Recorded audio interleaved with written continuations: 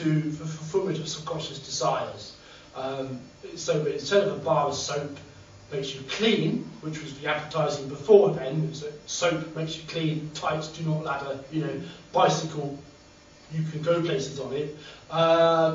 We started to get this soap smells nice, and these clothes don't have to make you look attractive. All the way to this car makes you enormously virile if you've got this car. So linking products to subconscious desires, and this has been one of the ways in which civilization has maintained people buying into the story of civilization. Really, is where we maintain dependency upon it. Is to see the sort of role of consumerism and exploitation as fulfilling us as human beings. We've now got the car, we've got the house, and we've got the products in the house, and this means you're a complete person. But on the other hand, we look at the life we've actually had to live, and we go, well, the car is great, the house is lovely, but the life sucks. That's one aspect of the story of where we are now. Another is this guy Strauss. And I must stress, I'm only using Strauss because he's a very handy example. Because Strauss, as an individual, encapsulates so many principles that really go back to the beginning of the story of civilization. But Strauss was a mid-20th century philosopher, Leo Strauss, and he was essentially paid to think by the oligarchs and the money men who had control of industrialised American society, and which included people in charge of governments. And Strauss developed the understanding that the public mind could be influenced and shaped through creating public myths, which is the extension of propaganda of people like the Nazis and so forth. But as long as people believed the story, you could actually do whatever you wanted to. But the story carried everything along. So as long as nothing happened that was going to challenge that story, then you could create whatever mythology you liked, sell it to the people who were mass media, and constant repetition, and you could just enact whatever policy you liked. We just can't look at, well, I can't anyway. I just can't look at the world today. I can't look at international politics in particular and not see the influence of Straussian ideas. Sexing up dossiers for weapons of mass destruction. It's got to a point really where we've become so saturated with these techniques that I do believe we're starting to become immune to them, and we're starting to become hungry to find another way, to find a better way, something a bit saner and more rational. Where we might actually all have a chance of living long enough to enjoy life and enjoy this planet and leave it in a good state. But we're looking at these kind of ideas, these ruled by public mythology. Just the other day, we've got a report came out, actually leaked some of the CCTV footage from Stockwell Tube Station, completely exploding the whole official mythology of what happened to that poor guy Menzies going down into the tube station. And he wasn't wearing a heavy jacket, he was wearing a light jacket, and he wasn't running anywhere, he was walking quite calmly, and he just basically looked a bit too much like the wrong guy, possibly, that's why it was, anyway, and just sat down on a tube tray, something like this, bang, bang, bang, bang, bang, 11 times to the head. But by telling us the story, he had wires dangling out of here, and he's running away from the police officer, and he goes, stop, and everything else. You put that out in mass media, repeat it, and the problem is that unless people are actively questioning, then we'll just buy these stories. And that's the influence of people like Strauss, and also I want to mention again the influence of people like Nash.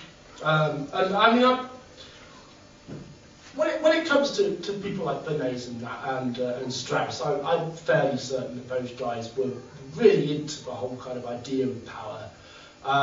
Nash less so. So I always like to mention that, I mean, Nash basically is okay, but his ideas got used in particular ways. So when he developed game theory, he basically developed a system of saying, well, look, I mean, the classic was this idea that you've got a diamond, and you want to make a trade with this mafia boss. So you fix a date, right, and you're not sure about meeting in person because you don't know you can trust him. So you get, okay, I'll leave a diamond in this field, you leave a diamond in another field, you leave the money in a field 100 miles away, and we'll make the switch. And Nash's game theory was based on the idea that the most rational thing to do was always to cheat. Because if you actually left the diamond where you said, and he doesn't leave the money where he said, you've got no diamond and you've got no money. But if you cheat, then there's a chance that the mafia boss will leave the money where he said, so you keep the diamond and you get the money. But if you're honest, then you risk losing everything.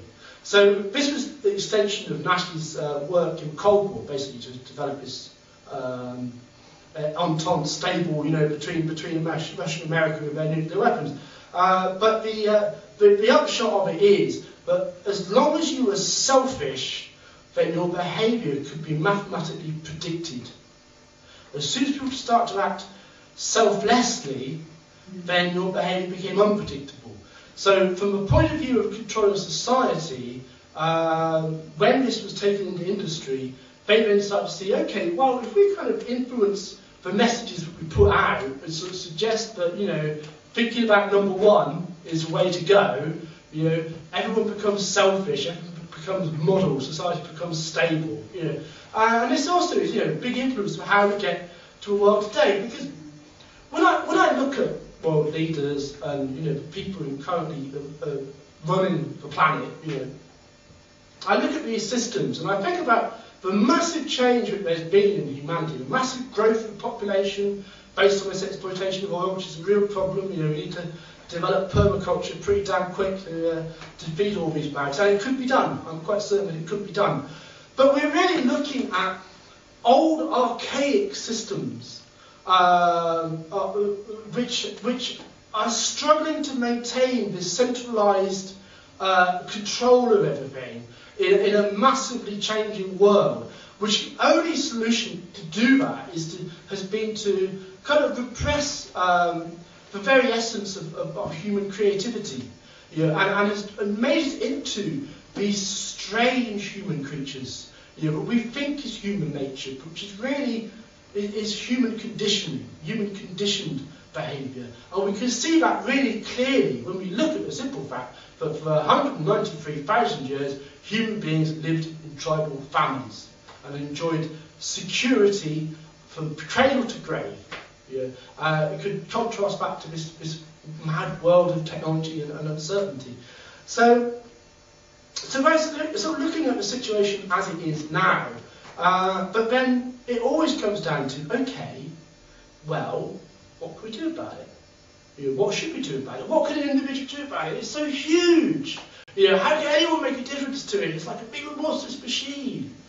And to me, the absolute crux of that whole issue is that we are all responsible for our part in maintaining the world as it is, or making the world into something more than it currently is, or different than it currently is.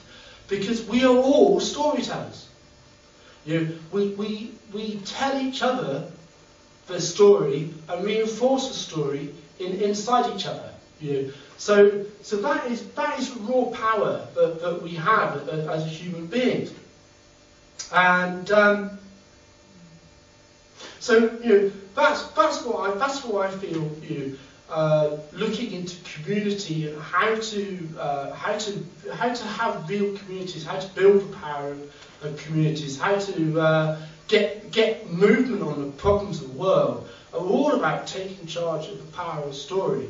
Because there is one absolute certainty, which is that if we don't take control of the power of story, then those currently with the power of story will certainly be using the power of story against us. You know, as they